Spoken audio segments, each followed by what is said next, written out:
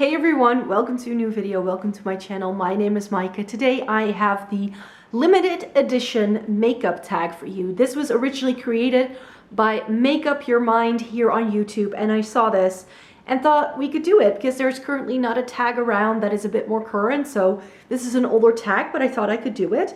It's got 10 questions, so let's see if we can breeze through this, shall we? So question number one is, what is the limited edition product you are most happy you got your hands on? Can you take a guess? Because some of you may know this, but it would be this one. The Vice 3. And the Urban Decay Vice 3 was a limited edition palette. This is what it looks like. And I have 4 of the Vice palettes, and this was the one. I had the 1 and the 2, and then this was released and I wasn't going to get it because I didn't like the packaging. This is Miami Vice inspired packaging, and I just thought this looked really gaudy and I wasn't sure, and the color story didn't really appeal to me, and I wasn't sure. And then I started seeing people doing looks with this, and I started seeing people referring to this, and I was like, oh, it is really pretty. And then by the time I had decided I was going to get it, it had sold out everywhere. And so how I ended up getting my hands on this was with a little bit of a sort of, it was a weird way. So I actually found this on the US Urban Decay website, had it shipped over to a friend. I was going to go to New York that summer, so I had it shipped to her a few months in advance. She held on to it for me. Took it with her when we attended Kelly Clarkson's concert, and then after the concert she gave it to me, and that was at Radio City Music Hall in New York. And then that was at the start of my vacation, which took me all the way to Seattle and Vancouver. So not only did I get it from a friend who then gave it to me, but I also had to keep it safe in a suitcase for like another 3 weeks before I could take it home, because it was during my travels. So this palette is Blood, Sweat, and Tears. So yeah, I'm happy that I got my hands on that because it is the best Vice palette that Urban Decay did. So I'm super happy about that. Question number 2 is related to that, but then the opposite. What is your least favorite limited edition product you picked up? The thing you could have been without. So for a very long time, I really wanted to own a Chanel blush. And I was like the regular lineup, I wasn't too sure, and this was back when Chanel was doing a lot of these like pretty packaged blushes and all that. I think they still do. But I picked this one up in like a limited edition spring collection. This is called Sun Kiss Ribbon, and it's called Blush Harmony. And the idea is that all of these different shades together make your perfect blush shade, and that you can tab in more like this side or that side and you get a different shade. But this ended up being one of those products that where I don't want to ruin the pattern. So I've used it once to swatch it and like twice to use it on my face, and then I never use it again. And then, you know, Chanel blush isn't cheap. So that's when I realized that I shouldn't pick up limited edition products if I don't intend to use them. And this is just a product that I keep in like a special part of my makeup collection where products that I don't use are living, that are just either too pretty. So I could have done without it because in the end the shade just wasn't that special, and I spent a lot of money on it and I just shouldn't have. 3, what brand do you think does limited edition the best? Catrice and Essence. I always like, I'm not sure if they still do it, but they used to do a limited edition collection every 6 weeks. I think they've slowed down a little bit though. Not every single collection is great, but for instance, Catrice does like a bronzer kind of collection over the summertime usually. Essence has done a couple of really nice ones in the past. They're not always easily available, but they do a lot of them, and very often they include some really interesting colors and shades and different textures as well. I remember there was a holiday collection that Catrice did, I think a year or 2 ago, where they had glitter lipstick. So it's a great way to also, at an affordable price point, try different types of product. They of course did the limited edition collection where they did a joint collection with all these different palettes last fall. That was really successful, I think. And also the Essence Disney Princess collection I thought was a really like bang right on the money, but it was very difficult to find. It was only available in certain countries and not everywhere. But yeah, they do limited edition really, really well. And what Essence does a lot is that their limited edition eyeshadow palettes are dupes for more expensive ones. So I sometimes buy them just to try it out for my blog, and sometimes they have some really nice collections as well. So Essence and Catrice for me would be my favorites when it comes to limited edition. And then question number 4, what brand do you think does limited edition the worst? I'm not entirely sure why, but the first brand that pops into my brain is MAC. MAC used to do limited edition that were like the most coveted products of all. People would line up outside of stores trying to pick up MAC limited edition collections. And I think they've had a couple of successful ones in the past couple of years. Like, I think that Mariah Carey one, and what's it? Oh, she's that famous singer. Selena, I think. Like those kind of things. Aaliyah, Mariah Carey, like those kind of collections I think they do very well. But again, also with MAC, there's a lot of hits and misses. But at that price point, you don't want there to be a lot of hits and misses. And of course, MAC is notorious for cheapening their products in, for instance, their holiday collection, so you can get little brush sets, but those brush sets are not the same quality as their single brushes, and like it's a bit so for MAC, I would say that I think they do the worst. But I also don't like some of the Too Faced stuff that's been limited edition in the past couple of years. I think they also overdo it. And with Too Faced, of course, they are notorious for launching something as being limited edition, and then it's popular, and then they make it permanent, which I think is one of the questions. And Urban Decay, because they sometimes do limited edition collections that don't come to everywhere as well. And then they do push it on their Instagram, and they push it everywhere, and you see all these YouTubers using it, and then it doesn't come to Europe. And you're like, at least give us a release date, or tell us it's simply not coming. Because that's very often very unclear with Urban Decay. Like, their information can be very, very vague. They are getting better at it, though. So, but yeah, I would say those brands. Question number 5. Name one thing or more that you wish wasn't limited edition.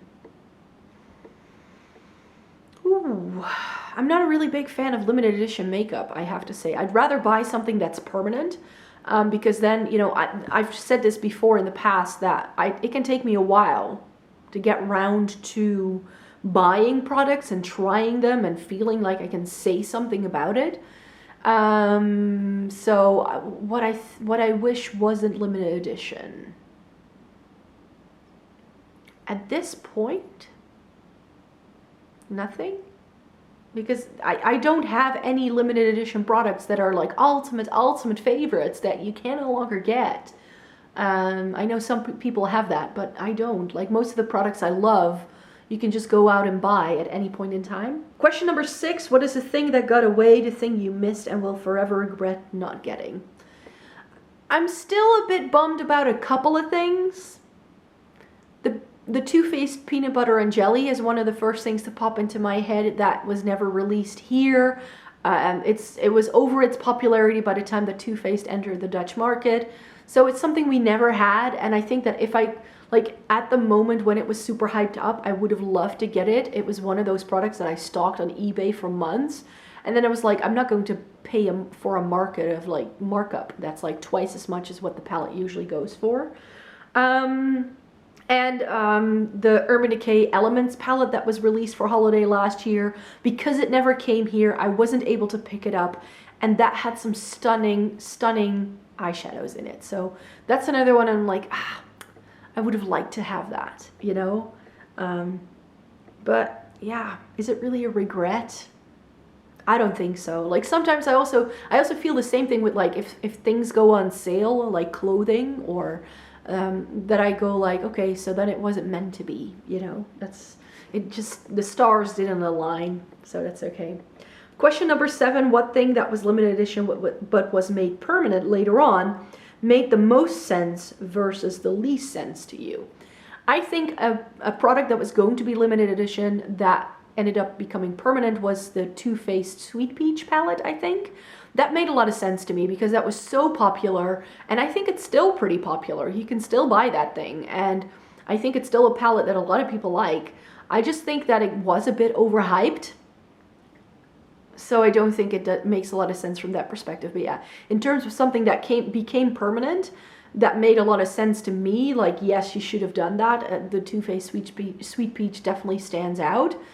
With what doesn't make a lot of sense to me is some brands, like this is a bit more general. I can't really think of a specific product where it doesn't make sense, but what I see some brands do is that they will announce that something is limited edition, but then it's really not limited edition. So for instance, the Anastasia Prism palette, that was marketed as being limited edition, but it's not. You can still get it 3 years later, but it's not available anymore from most retailers, but you can only get it through the Anastasia website. So I feel that it's limited edition in that way that they have some stock still somewhere, and maybe it's available until stocks last, who knows? But it's not something you can go out and buy in a store anymore. You can only buy it online, but that to me isn't limited edition, because it's not quite permanent, because it's not available everywhere. That doesn't make sense to me. Like, either make it limited edition or make it permanent, but not this like in between, like don't leave us in limbo. Like, can I get it or can I not? It's weird. Like Too Faced does that too. Those Sweetheart blushes, apparently they were going to be discontinued, but then they weren't, and you can still get them on. It's a mess. Like, it's not really limited edition related, but yeah, Anastasia and Too Faced tend to do that. And 8, what thing that is permanent do you think would have been better off limited edition? Ooh.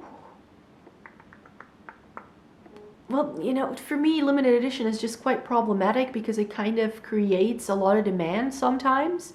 For instance, that wasn't even limited edition. I think the intention is to keep it in the line, the Conspiracy palette by Jeffree Star and Shane Dawson. But it just sold out so quickly, and they went through all of their stock, that it's not going to come back until a couple of months from now. So that's going to come back. But I think that so much hype, again, was created around it.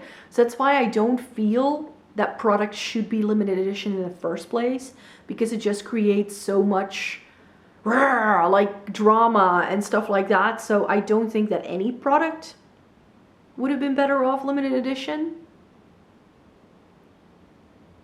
I think that if you're a brand and you don't have any intention of keeping it in your line, then you shouldn't release it. That's my opinion. 9, what is the best collab limited edition thing release so far according to you? I don't buy a lot of the collab stuff, I have to say.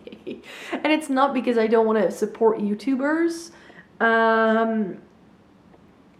It's just that very often, again, it creates a lot of demand. There's a lot of pushing to get this product, and some of these collabs are really, really nice. But I think one of the most successful ones in recent times is the Amy Hearts Beauty and Amy Hearts Makeup Elma palette. I think that was super successful, and I think a very clever one as well. The new Midas Cosmetics and Smoky Glow collab, I think, is going to do really well. And my personal favorite would have to be Anastasia and Jackie Aina. I think it was snowed under too much with all of the releases that Anastasia was doing.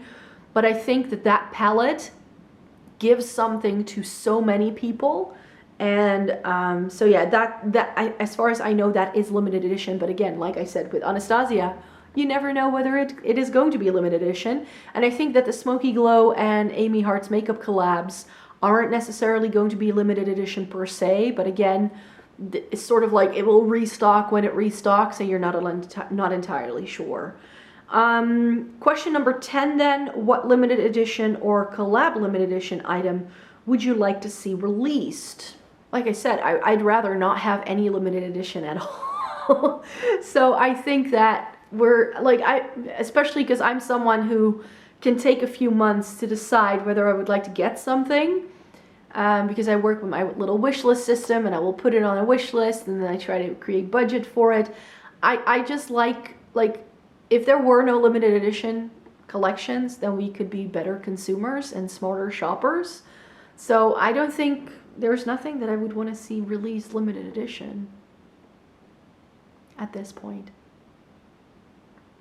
I mean, I think that's one of the reasons why I like Clionadh so much and their stained glass collection. Their message is literally like, we know this sells out fast, but we didn't want to make it limited edition because we want to try and get as many people to like our product as possible.